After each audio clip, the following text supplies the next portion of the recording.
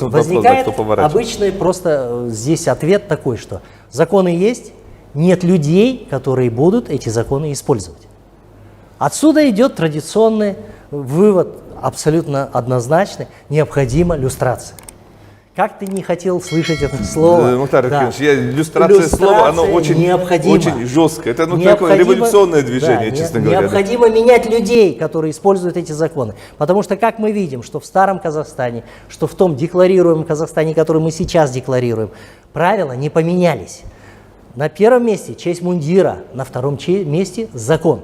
Надо ставить людей, для которых закон превыше всего, а не честь мундира. Вот и все. Мухтар Аркинович, я полностью с вами согласен за то, чтобы все соблюдали закон, чтобы побеждала система. У нас законы в целом неплохие, они прописаны нормальными учеными от юстиции. Да? Это, у нас имена есть в казахской истории, у нас действительно есть. Да, в целом неплохим. Но это же практика, она же нарабатывается, и они меняются. Если там настоящие светочи, я не знаю, юридических наук смотрят, то они будут имплантировать новые новшества в законы. Я сейчас не про это, я сейчас про ваше вот это страшное слово иллюстрация. Чуть-чуть одно вставку. Да.